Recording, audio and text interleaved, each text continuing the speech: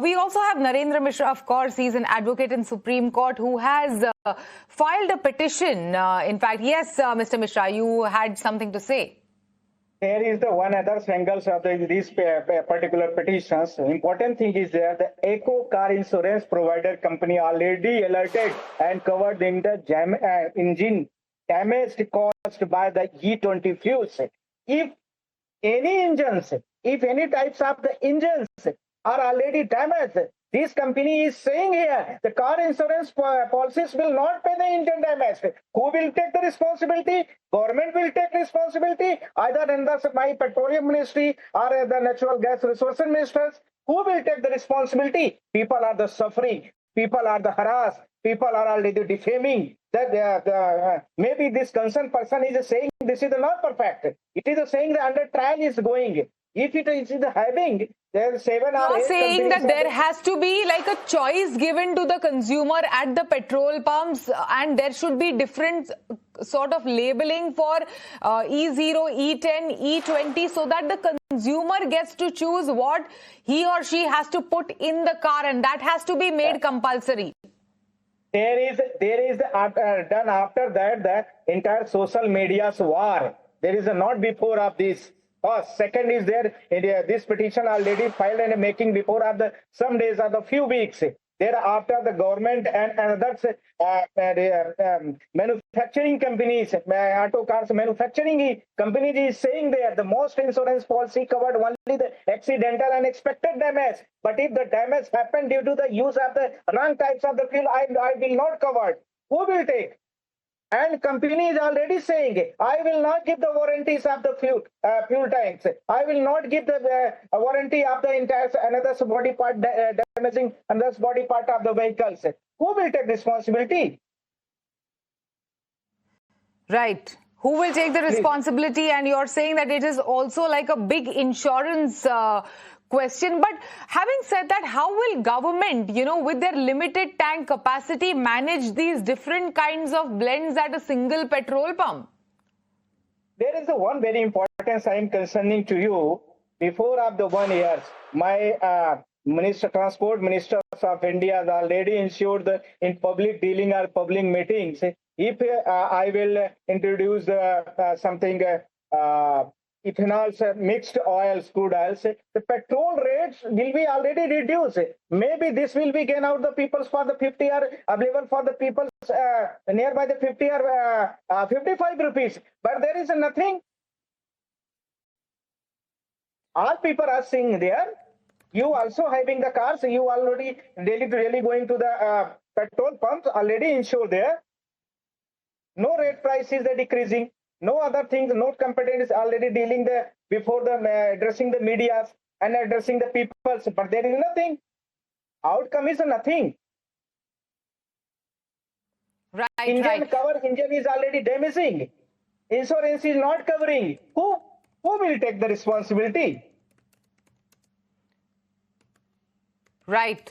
We are now also joined in by Dhruv Joshi. He's a research analyst at Miria Asset. Thank you so much for joining us today on ET Now. We are joined in by Mr. Mishra, who's filed a public interest litigation in the Supreme Court, asking the government, all the key questions, in fact, regarding the E20 rollout in the country, including some of the issues which are concerning the consumers, everyday car owners and consumers, on segregation of E0, E10 and E20 fuel available at the petrol pump. But tell us, this is becoming like a big debate over the past couple of days, in fact. Help us understand how will it play on the markets and what is the kind of impact it will have on some of the auto stocks. Auto companies, by the way, seem to be backing the government's move.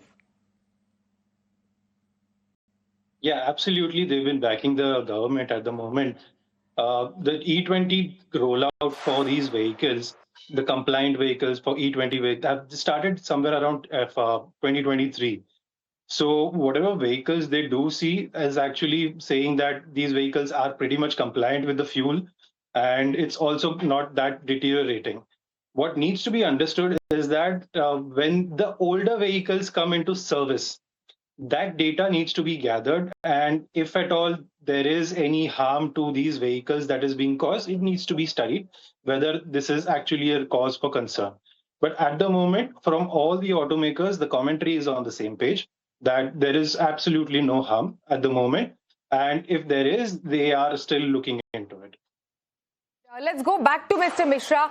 Does, the public interest litigation that you filed, does it have like a clear data or, some analysis, so to speak, on the current non-E20 compliant vehicles running on Indian roads?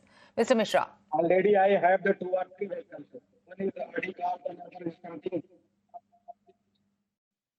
These are already seeing here the negativity light.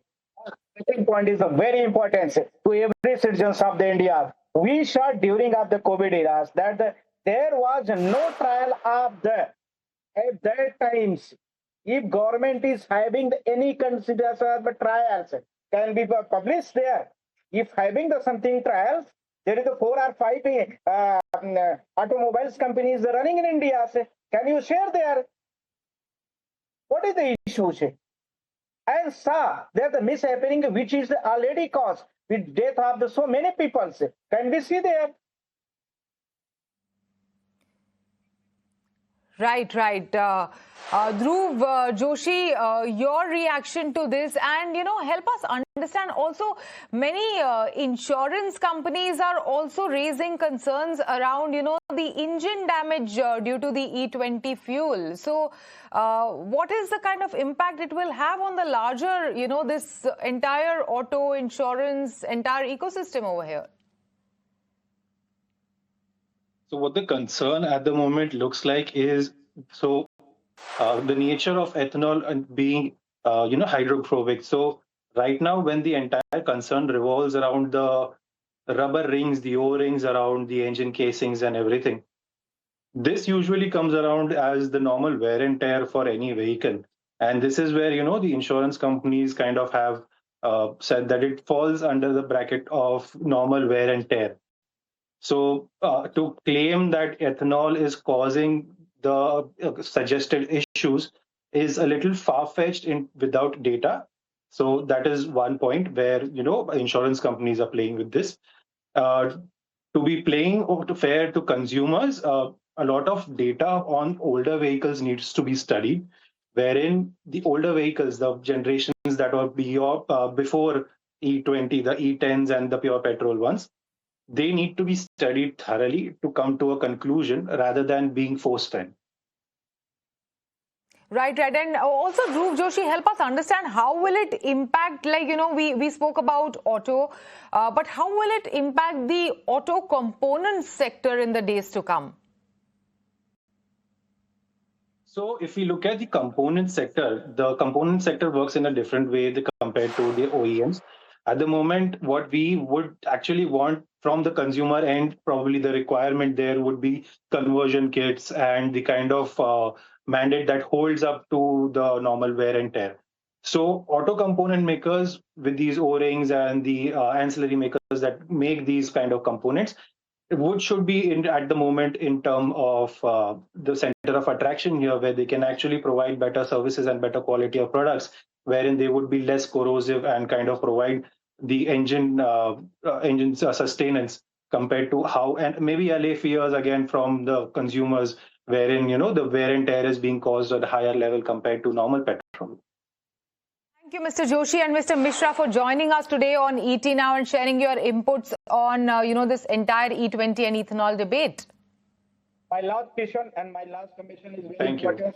If the government has done any such trials can be published before the media. Just I am asking one thing. Please, true of you. Right.